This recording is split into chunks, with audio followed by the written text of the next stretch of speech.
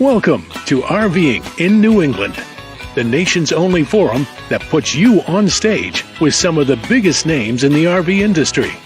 And now your hosts, John DePietro and Bob Zagami.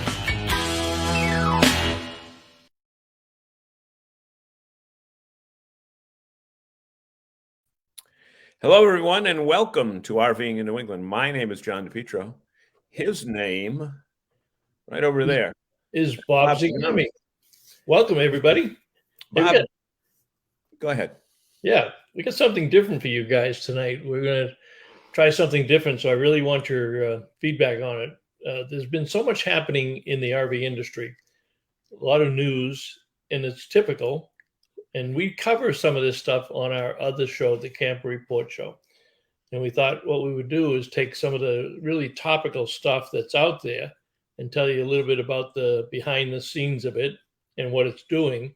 And my thought is we should do this once a month and catch up on a lot of the industry news rather than throw one here and one there. So if you would, as we go along tonight and say, that's a crazy idea, or, hey, this is a great idea, or how can we make it better? Let us know on that.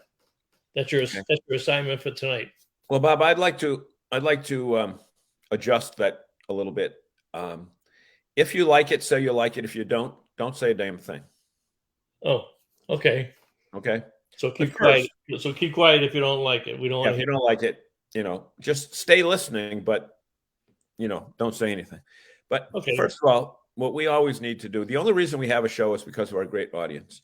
And the thing I like best about these shows where we don't have a nationally recognized guest is that our guests are our audience. And I see Walter Swenson, I see Bernie, I see Jim Conboy, Walter's on. Dante, I see the Hawes, I see Frank Cates. You know what? These are the real stars of the show. So anything that they want to discuss, punch in right there. I mean, we've got a list of about 15 items, of which we'll probably get through about 4 of them before we, respond to our comments. Yeah, that's true. I mean, if you get comments or something, you got a question about the industry or what's happening in the world, we can answer it all. Yep. And let me tell people one thing. In New England, we've had a crazy winter. We had like no snow until March. And then we got nailed a couple of times, but most of the snow was not heavy snow, but it was like icy and sleety and that type of thing, just enough to keep it icky. But now we get a day of 60-degree weather, and then we get a snowstorm the next day.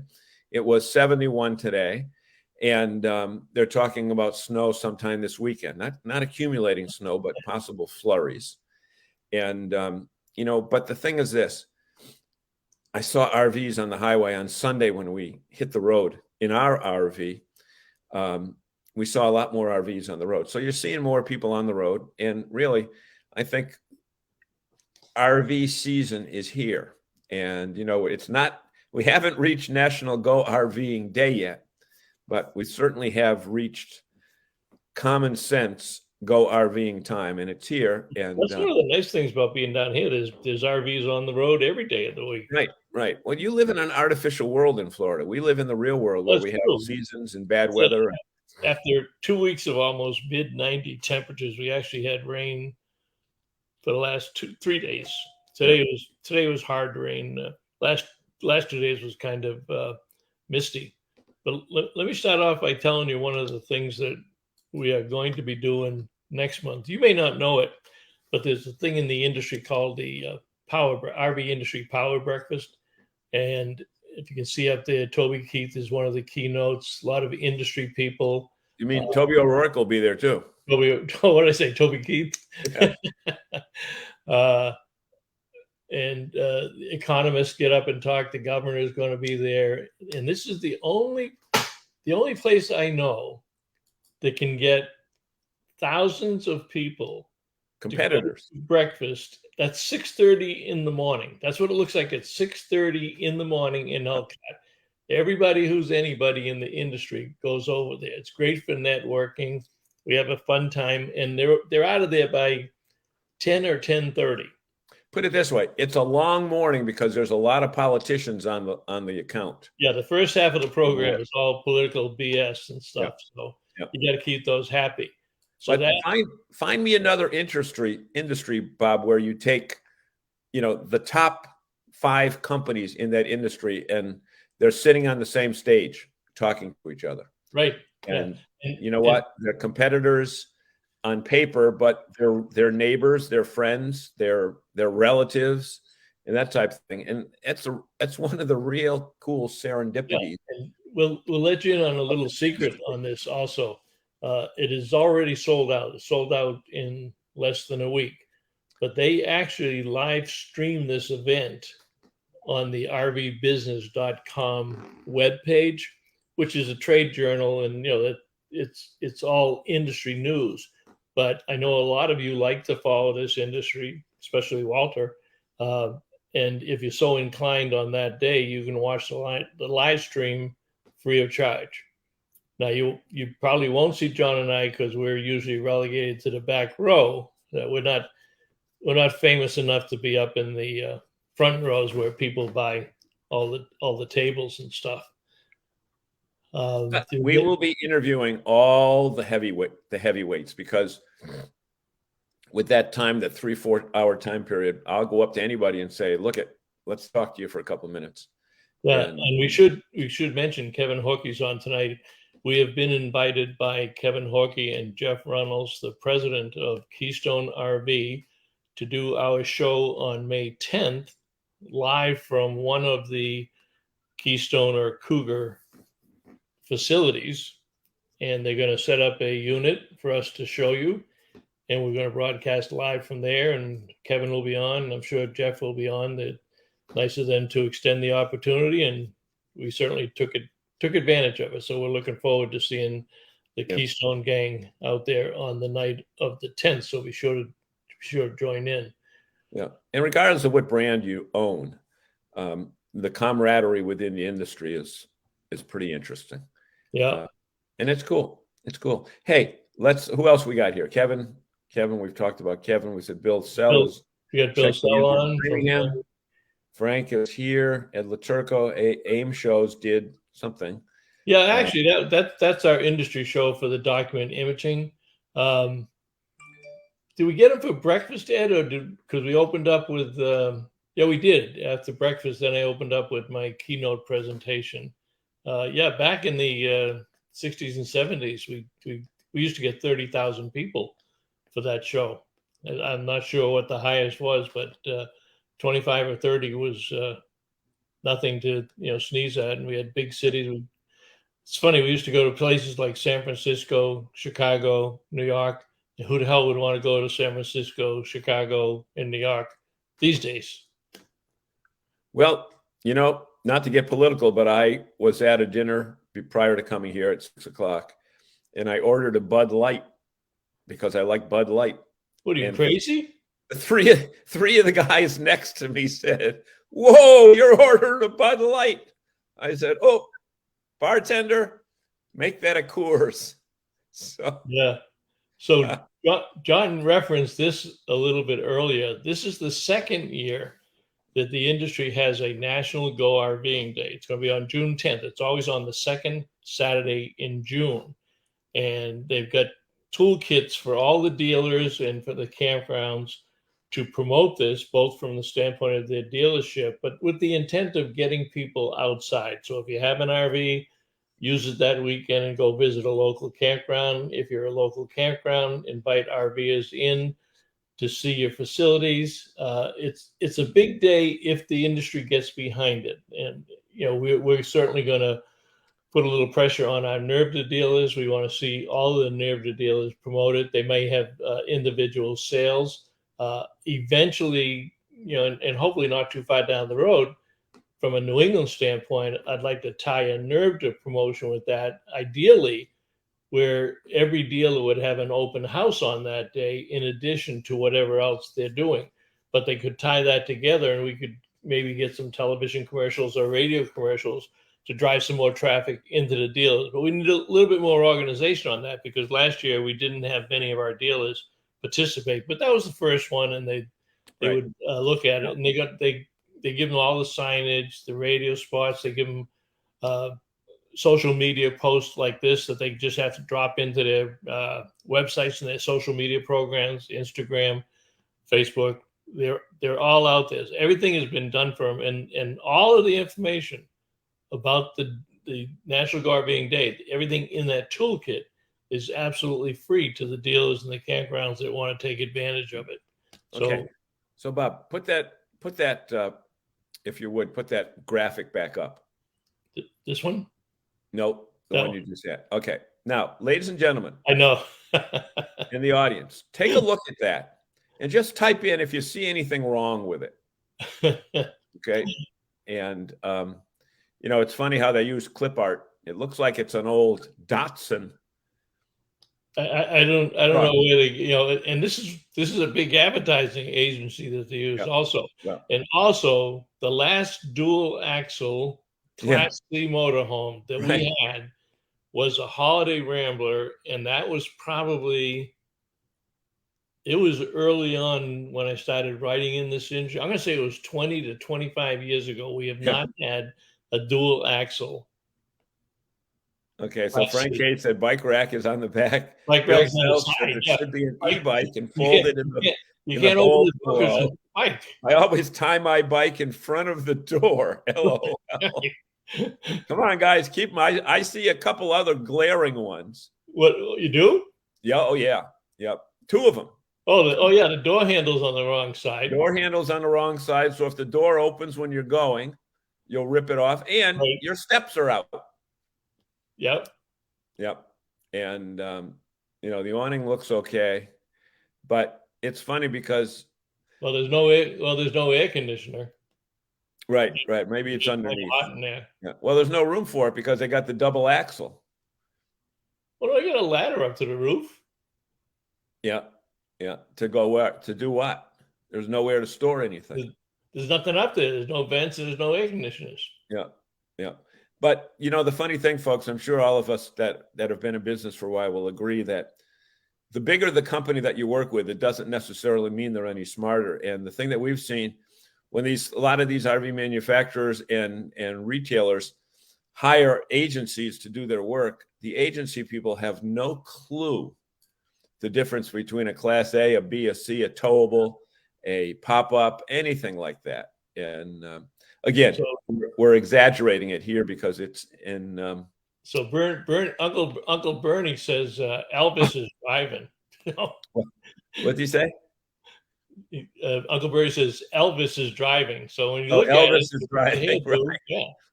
Bill Sells says the AC unit was torn off at the last low bridge.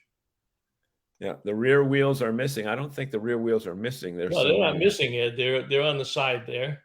Right. Elvis is driving. The double axle. Tires in rear missing. There are some ad people looking for work. I imagine. I would guess you could get them cheaply these days. But speaking about that, Walter, I sent John something over yesterday. Maybe it was this morning. I got a letter from a company in the industry, a press release from the industry, talking about a particular product, and then it's signed down the bottom by the person who sent it out. And the person's title literally was junior marketing executive. Junior marketing executive. Now, doesn't that instill the desire to do business with that company? junior marketing executive. They could have lied. They could have given him some other title. But here they are pitching their product, hoping that you'll print their press release, and they let Junior send it out. So, you don't want the top people representing your company. You want the lower level. Okay. Now, Jerry Plant, I had Jerry Plant written down here because I read today that Majors had posted something that Jerry has retired. Now, whether Jerry has retired from Majors, I don't know. But he apologized for being late. He said, out for a birthday and retirement dinner. Well, it may not have been his. May not have been his. No, it was his. It is because if you go to the Majors, see, Zagami, the difference between you and me is I do the research before the show hits. You just hit it cold, and obviously have shown that you don't know, your depth of knowledge is not as deep as mine regarding a weekly viewer who's not just a weekly viewer, but he's one of the first ones on every week. So I realized, wait a minute, let's see if Jerry's going to be on tonight because he's retiring. And he had Jerry, what kind of cake was that? That looked like quite a nice cake. Well, I'm surprised they all don't weigh 200 or 300 pounds down there. They have any excuse in the world for a cake at Majors. And that's why you should buy your RV accessories there, because when you go down there, you're almost guaranteed somebody's got a birthday. There'll be a cake or cupcakes or something. Or they'll be all sugared up and they'll be the wrong price. Yeah. But I think Jerry, correct. Oh, Jill made it. Okay. I think May 6th, if that's a Saturday, is their spring open house. Yeah, May 5 and 6. And I'm going to call Jeff tomorrow and see if they want to engage my services to drum up some business for them. May 6th at Majors. And the beauty of it is that they have a lot of items on sale that are pertinent to the time of the year. In other words, when they have the fall open house, they have antifreeze on sale. They have other things that you need. And, they're going to have a lot of products that you might need to open up your RV for the year. And you know what? We always have fun with our friends at Majors, Jeff and Jill and Jerry and David and Chris and Service and the whole nine. Who's on the desk? Lisa or Lori? Who's on the desk?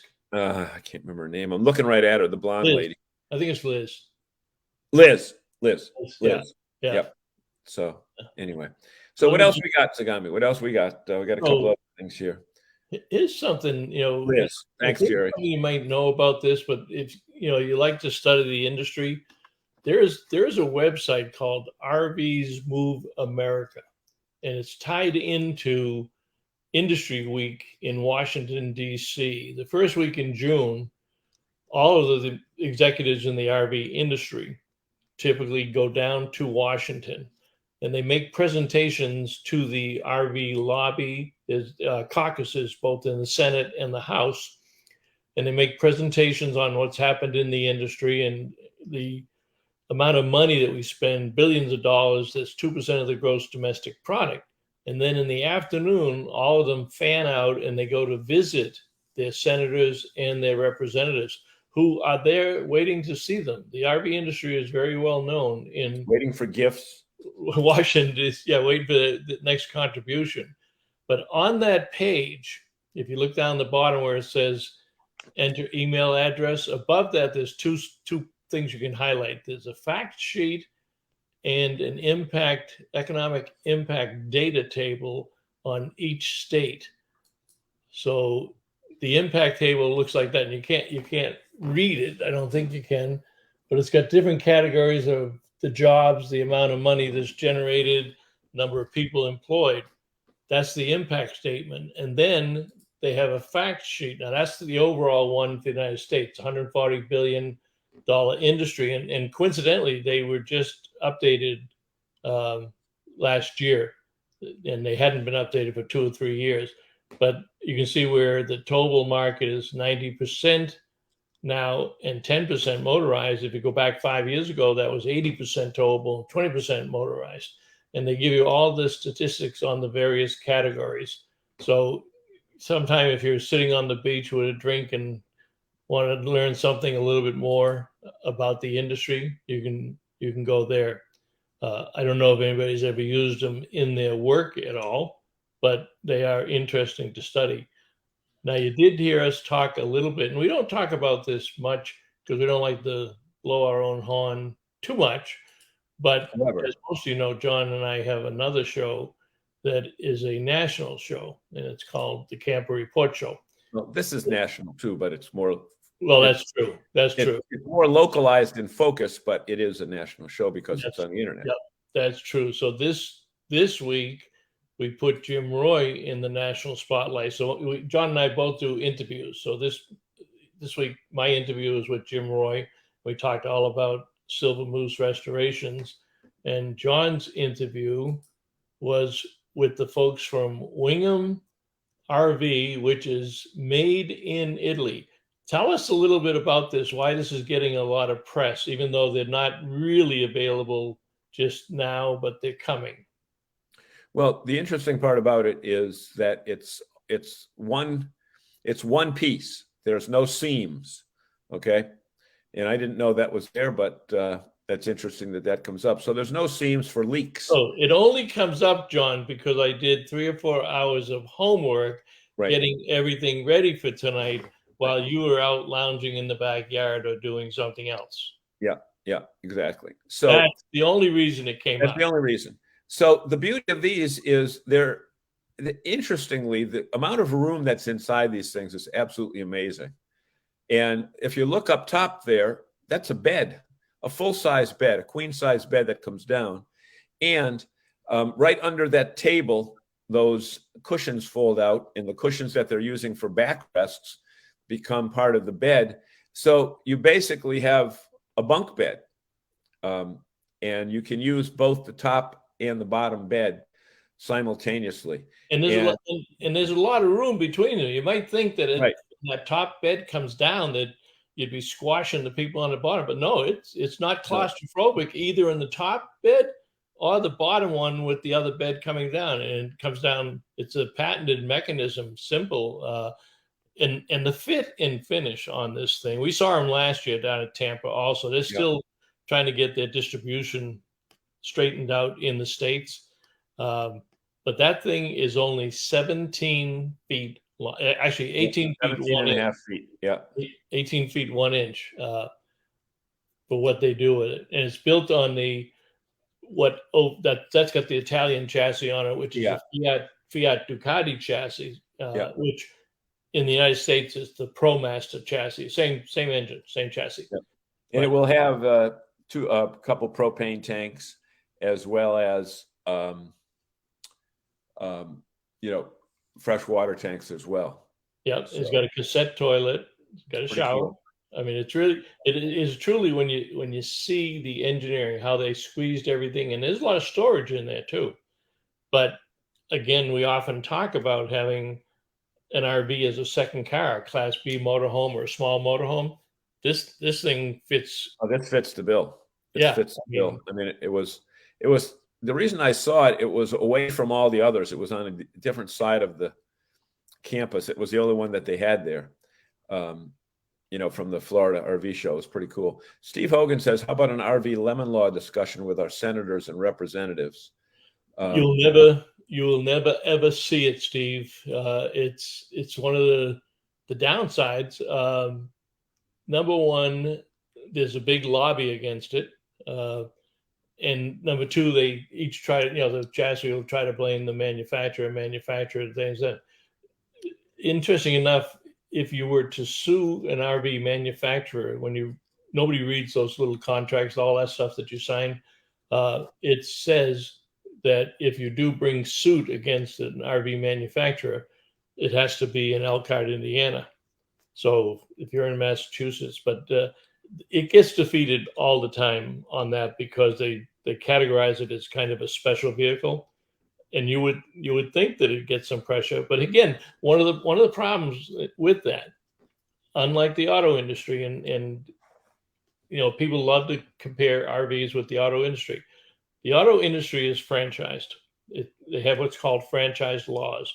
So the reason you see all the Chevy dealerships looking the same, or the Ford dealerships, or the reason you see 300 plaques on the wall for service, That's all mandated.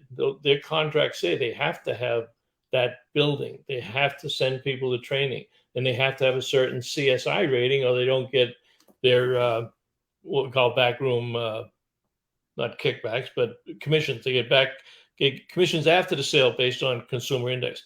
There are no such laws in the RV industry, and that's why you'll sometimes hear that people say, "Well, I bought in Massachusetts, and the guy in California wouldn't service it for me." They don't have an obligation. If that happened with a Chevrolet in Massachusetts and California, the guy in California could lose his franchise and lose his dealership. So it's a completely different world, and they do a very good job of protecting the RV industry. How about after 4 days of rain? Well, What's that? I presume he's talking about staying in it for 4 days of rain. Steve, I don't care whether you got a 45-footer or not, or a 17-footer. After 45 days of rain, I'm going out in a raincoat. But since there's no seams, there should be no leaks. Again, that's right. That's got no leaks. It always has the word. And Jerry is right. It is similar to what Bonfree did in the 90s. Bonfree was an amazing motorhome. You never had a problem with a Bonfree, and they just got sloppy in their business. After John Dodgem was the founder of Dodgem Industries, which made the Bonfree, but when the family took over afterwards, they just didn't run it the same way, and finally went for bankruptcy. Frank Palange, nice to see you, Frank. He's right. There are attorneys in Indiana that specialize in the lemon laws, and there have been some victories. That it's not like you cannot sue them, but it's not. There's nothing in writing, such as an automobile lemon law. Frank Walter, Walter Swan says, it is happening in the auto world now. We service our customers first is how they service our customers first. I think he means the people who bought from us. Yeah. That's true, but they will still service the other people. Whereas there are RV dealers that flat out say, I'm not going to service you. If you get a great deal at there's some wholesalers out there that really whore up the prices over the internet. And when that person shows up for service and they look and they see that label, the dealer will say, hey, did you get a great deal on that motorhome in Michigan from that wholesale place? Oh, yeah, I beat my local dealer by $3,000 or $4,000. Go see him. That's in Texas. And the dealer says, well, good, drive back up to Michigan, get it fixed up there then. Yeah. Hey, Bob, let's move on to another topic there about Lightship. I thought that was a really interesting one that we did a couple of weeks ago. Yeah, let me see.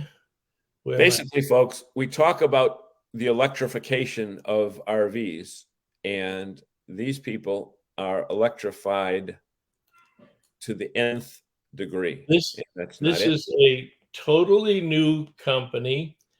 The founders of the company, who I spoke with last week, came out of Tesla, and their entire staff came out of battery companies, or Toby, the second founder, Ben Parker, is the fellow I talked to.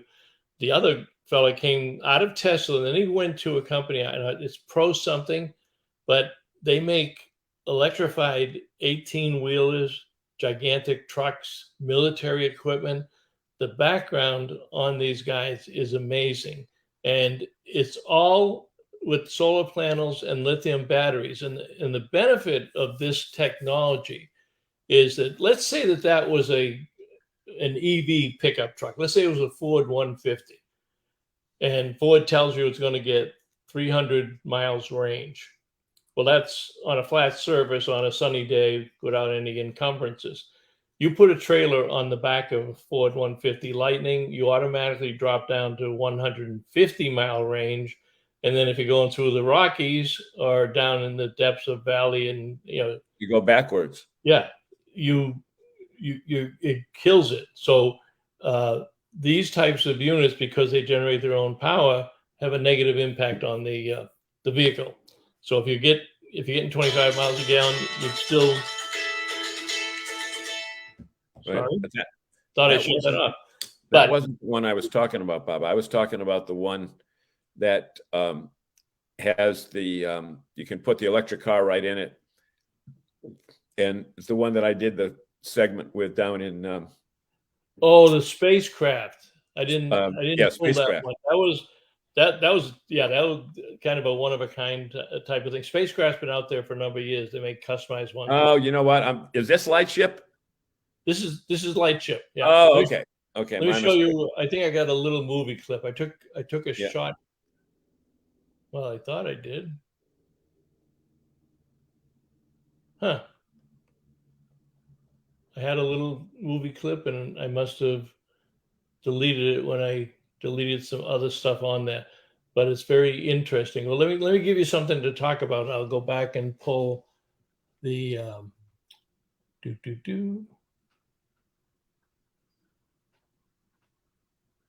Randall Murray has joined us. Randall, where are you today, Randall? You can be anywhere. Anywhere. There are 9 locations. Yeah, spacecraft makes over-the-top fifth wheels.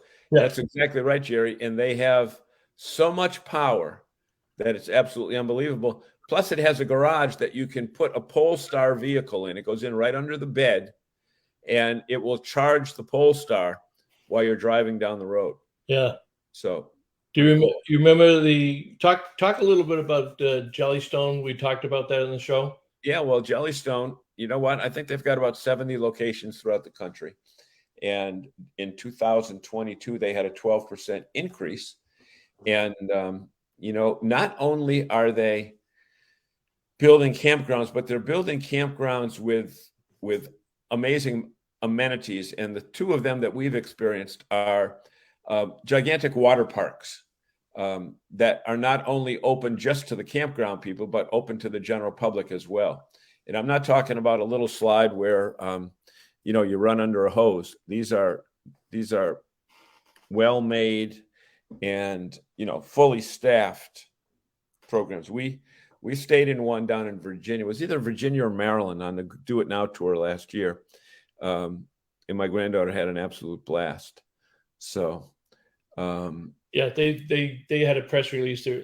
35 of their 70 units are making major additions and improvements this year, and it's a very families love to go to Jellystone parks because they have so much activities. Not that the KOAs and some of the spacious guys don't, but Jellystone really caters to families with their activities. They're building water parks, they're building slides, they're expanding their golf courses, some of the other things that they have there.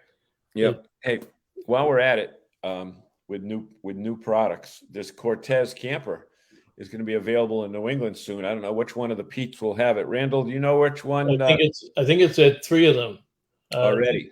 Okay. I think they showed them.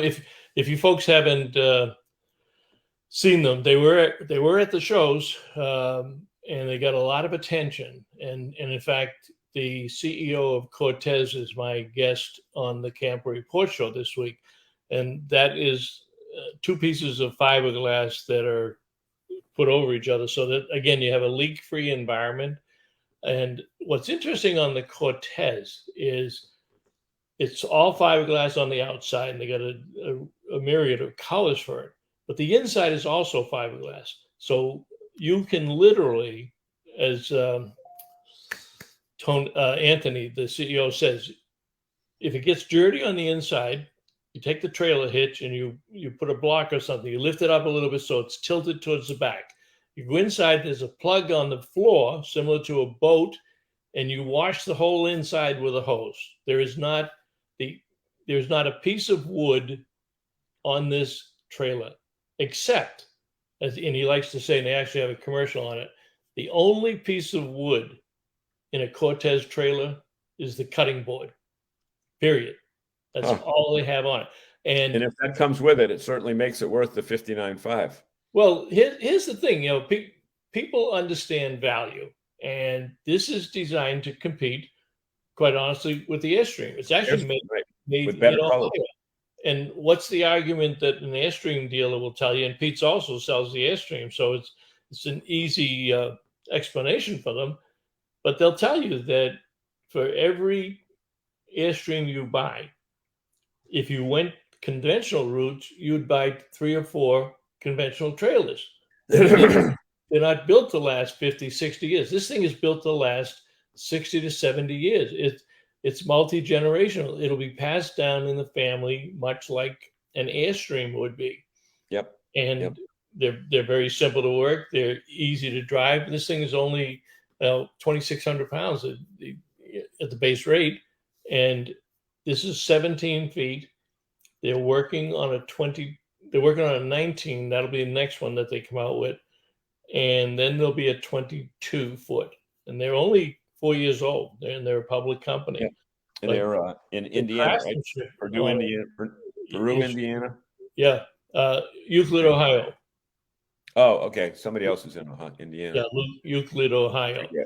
But the Cortez trailers. And Randy, if you can mention it, I'm just curious how it was received at the shows by the customers, and did you meet your sales objectives, or what you thought you might sell at the show? Jerry Plant, at 3,500 pounds, you can tow by an SUV. You're right. And if you don't load it all the way up, pretty much anything will tow this thing. What about the electric tow dolly accessory? I didn't put that in, Bernie. What Bernie's talking about is GM introduced a patent last week, for a much like what we would call a tow dolly. It's a device that'll go between your tow vehicle and the trailer. And they claim, and I think they're 100% right, that it's going to be very popular with electric vehicles, because if you drive even a regular vehicle, you drive and it gets 25 miles a gallon, and you put a big trailer on the back, you're going to get 10 or 12. Well, with this tow dolly, it takes all the way to the trailer, puts it on there. It's going to have a net zero impact on the rating of the vehicle, whether it's miles per gallon or the range of an electric vehicle. Now, I was very interested to see them applying for that patent, because I did some consulting probably 10 years ago with Joe Jameson, who has invented the automated safety hitch. And we saw it and had some testing with it down at the Louisville Trade Show, probably about 10, 12 years ago. And that does the same thing, but it's got a Ford 450 axle on that particular device. And it's popular with expensive fifth wheels. And Joe, who is an aeronautical engineer who has got stuff on the moon, designed this thing because he lives in Texas. He's on a ranch, and all of his friends and neighbors had horses, and they were having trouble with the horse trailers, because when the horses moved, they would shift and the trailer would turn over, and they'd kill all the horses. So Joe developed this thing, and if you go to automated safety hitch and see the testing, it can make a U-turn in the middle of a 2-lane road. Now think about that with a 40-foot fifth wheel. The original one is interesting. In fact, I sent it down to Joe, and he was going to actually check with his patent attorneys to see if they breached something there. Now, GM's got a lot of attorneys, so I assume they know what they're doing. And there's probably not an issue with that, but that is, it could come back into play, and it may be more popular now that we're getting into the electric vehicles. Now, even Joe's, the original one was $10,000. But, if you're spending $200,000 for a fifth wheel and you want to protect it, what's another $10,000? Right. So it all depends on, again, it's the value added. Yeah. No. So, what's the other thing on that? Let me jump to let me go back to light ship. I got this. It's only 33 seconds, but it's good. Okay. Good process.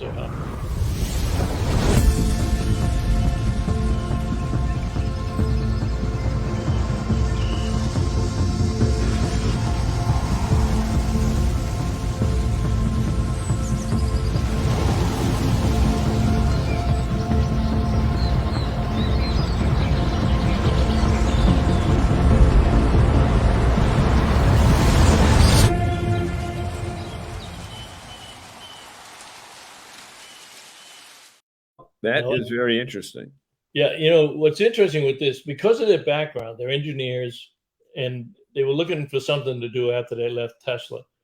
And looked at the RV industry and they felt that, hey, there wasn't a lot of innovation. They all looked the same. A lot of them used the same manufacturing processes and what have you. So they literally did start with a blank piece of paper. There were no rules. They didn't copy anybody. They said, if we were creating the next generation travel trailer, what would it look like? Well, I want more glass. I want to see out there. I want, clean lines. I want aerodynamic styling. You name it. Everything about that trailer is different. And right now they're looking at the late Q4 for 2024 or early 2025.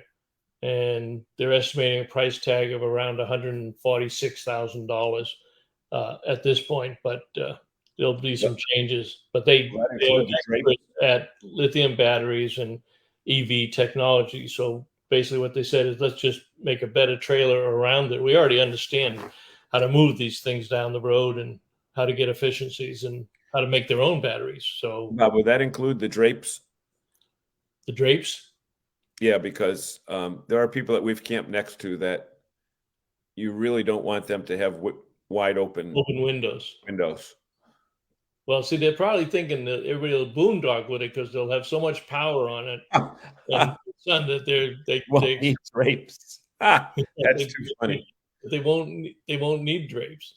That is too funny. Well, I'll tell you, you read some of those boondocking forums or the overlanders, and they go out there and they did this so they could be out in the wide open spaces and nobody around them. So they go out to the Bureau of Land Management. You got, miles and miles. You can see all miles around you, and they find a spot and they park there. That is, there's all miles around them, and up comes the next trailer. They pull in next to them. They could be 10 miles apart. Yeah. Well, nobody likes to be alone. Right. Exactly. My wife does not like to be alone in a parking lot. And the other night, I had a couple of grandsons, and we went out for the first night, and we stayed because we were just around here. We stayed at a Cabela's. It was Friday night when it was 37 degrees, and I froze. But you know what? We camped by ourselves in the parking lot. It was totally well lit, and there was security. But my wife said, "Oh, I would never go there if I was the only RV." And maybe that's something with RVers that they like being around other people. Can you go to the slide on the? Did we do the Cortez yet? Yeah, we just did the Cortez. We did that. Okay. Oh, okay. Now we're talking about new RVs, but there's another iconic brand that has been out there for 37 years. Every year, sometimes with both a diesel and sometimes with both a diesel as well as gas. And they just rolled their 40,000th, say that 5 times fast, their 40,000th unit rolled off the assembly line. And before we tell you what it is, can you guess what model and brand that might be? They've started, 1984 or 5. Where did it go? And they've produced 40,000 of them. Let me see if I'm going to jump out here and see if. Yeah, and Bernie has it right.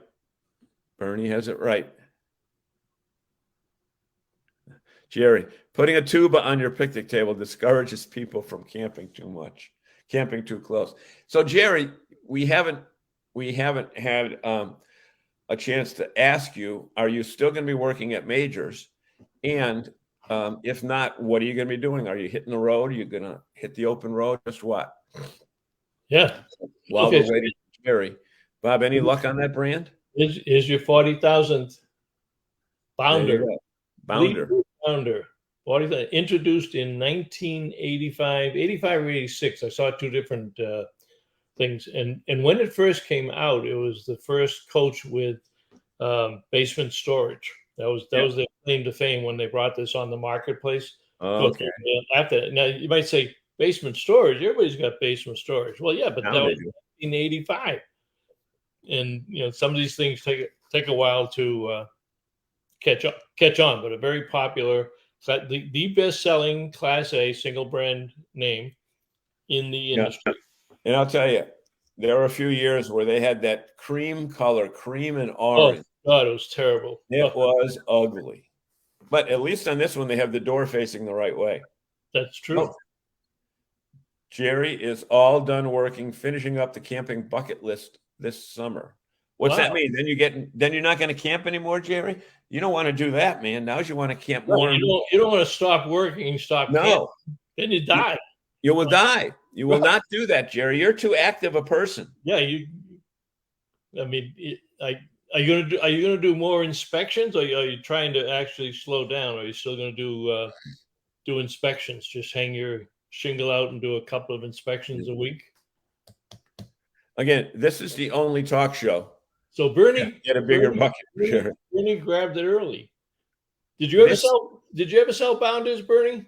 I know that they did sell Fleetwoods at one time up there. I'm not Jerry's still going to do the inspections.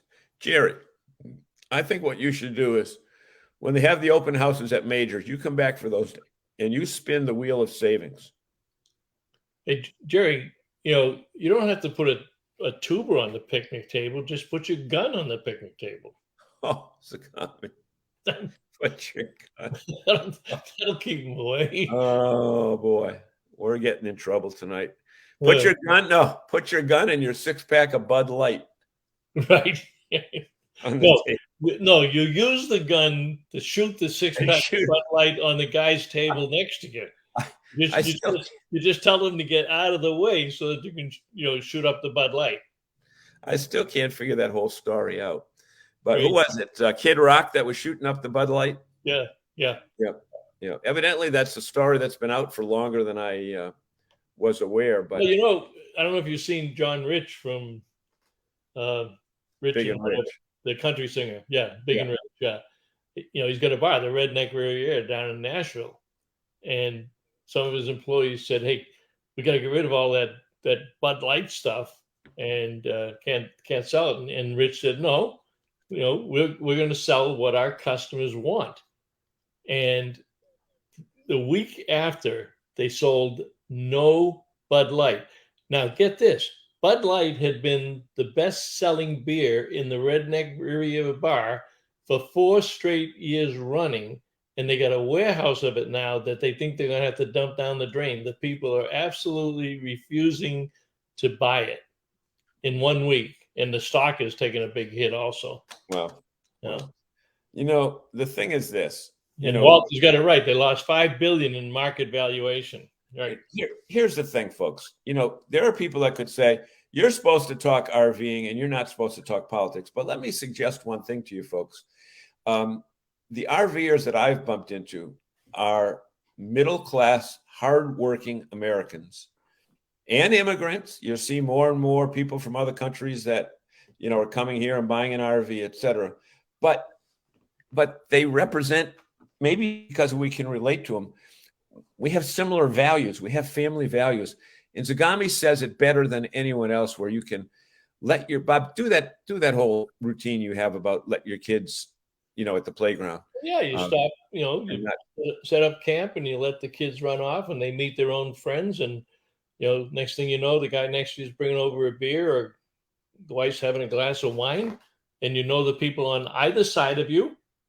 But you don't at home. You lived in your house for 10, 20, 15 years. I mean, I knew when I left Hudson, I couldn't tell you who was living next to me because you're so insulated and you're so concerned about that typical environment. But in the campground, it's like America was 20, 30 years ago. Yeah. But I'll tell you a funny story. And we see a lot of it down here. We're at Del Webb in Naples. And when we first got here, this is our second winter down here. I noticed as I was driving around in the morning that there was a bunch of bicycles on the ground at the rotaries. We have a couple of rotaries, and the school buses pick the kids up at the rotaries, so they don't have to have a lot of stops. So the kids will ride their bicycles from their homes to the rotary, and I'd see these bicycles. And then if I was out taking pictures or something, one day I stopped. There was not a single lock on any of the bicycles.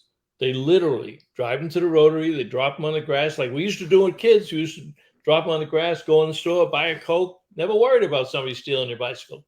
Try doing that in New England, buddy. Yeah, exactly. I tell the people here that I said you couldn't do that. in Massachusetts.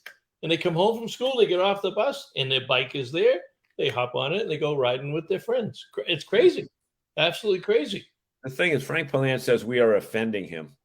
Maybe we shouldn't. Maybe we shouldn't talk about it. Maybe we should only talk about nuts and bolts and windshields and tires, and not get into any of this stuff. Washing and waxing, Yeah. The reality is, we buy our RV to go to places to meet other people.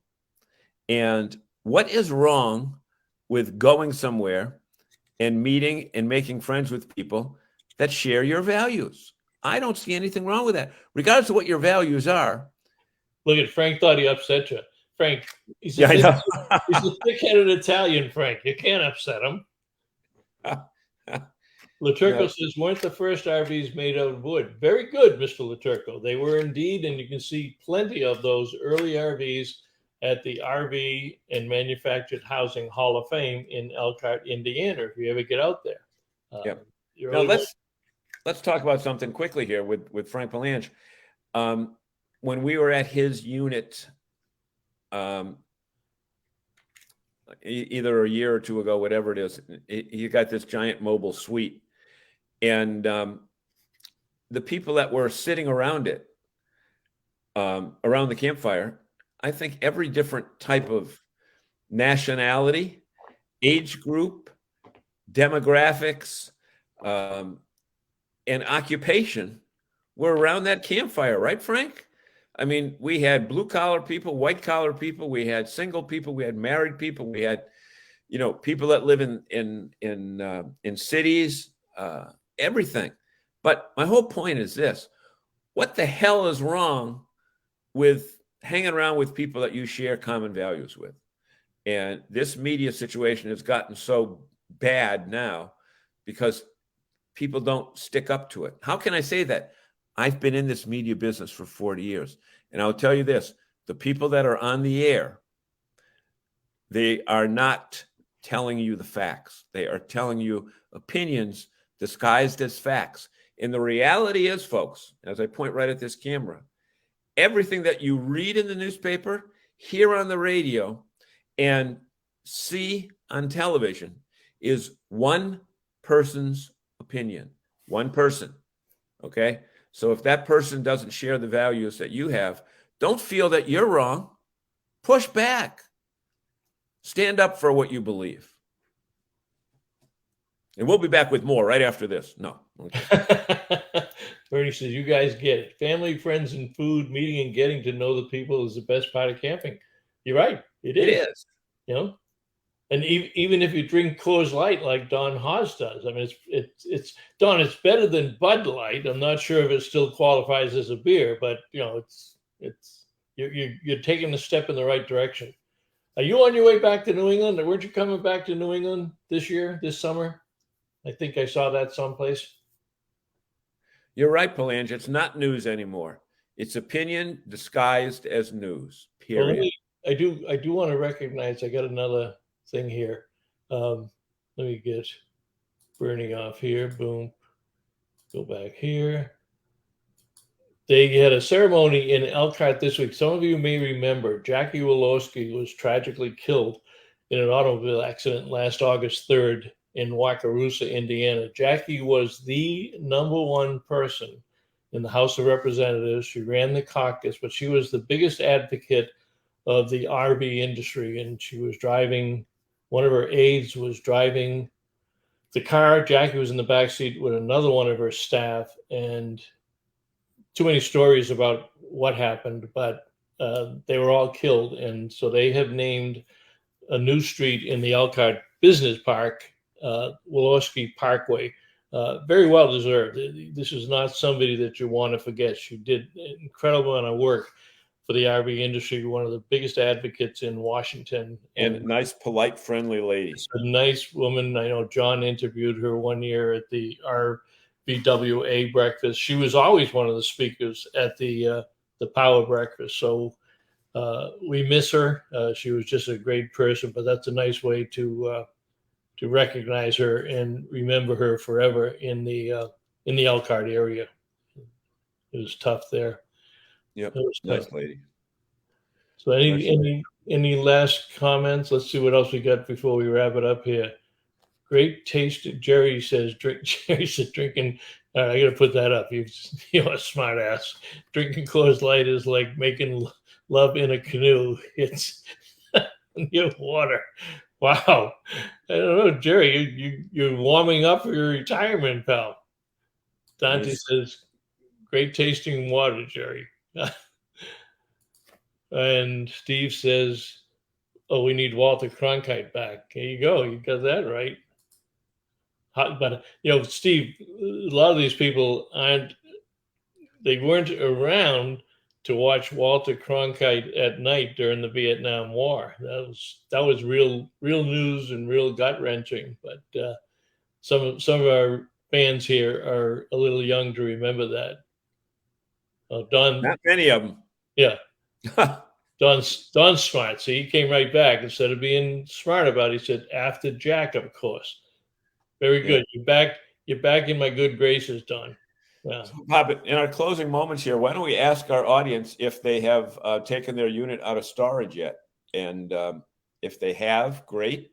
If have you gone anywhere? If not, when are you planning on taking it out? So while we talk, just let us know if you have taken your RV out or are going to be doing so very shortly. It looks like the weather is going to be. How about if we ask if they liked the show tonight? Yeah, that's a good idea. We kind of like this idea, and the reason is because it engages you more, and we sincerely appreciate you being with us every week. But sometimes if we get a real exciting guest, we know we can't get to all your comments. But if we dedicated one week a month to do something like this, recap some of the industry news, some of the funny stuff, some of the best stuff, and let you guys comment on it throughout the show as you've done tonight. I think it's been a great exchange tonight. I really like the idea. So Dante likes it. Jerry likes it. Steve Hogan. Steve Hogan's all set up. Yes, he's got his RV opened. All right. Frank's getting his what? Next week? Yeah, next week. Frank 420. Yeah.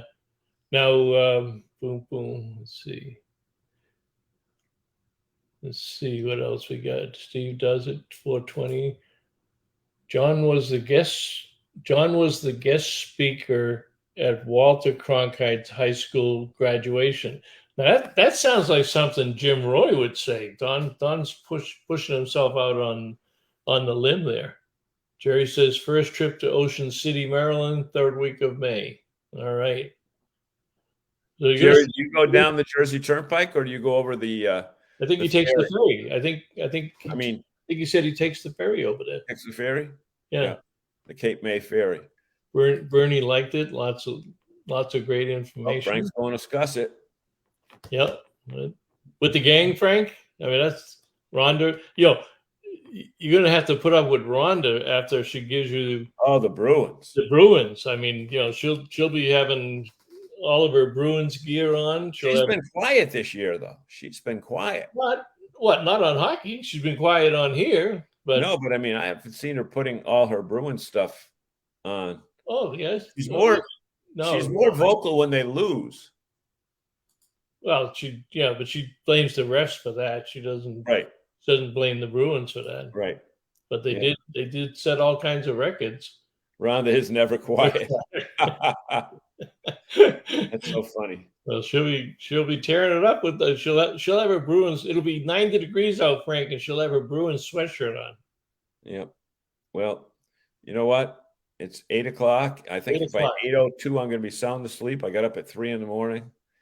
and I made it through the day. And but Bob, we need to thank our audience because without them, we don't have a show. I don't care, folks. It's impossible to do the show without an audience. We wouldn't do it if you weren't here. We wouldn't do it. Nope. All right. Anyway, let's see you soon, everybody. Have a great weekend. If you're going RVing, take some pictures, send it to us, and we'll put them on next week. Keep us in the loop and see where you are. Have a great day. Next week. All right. See you down the road. This edition of RVing in New England was a presentation of the New England RV Dealers Association. Thanks for watching, and be sure to like us on Facebook, YouTube, and Instagram.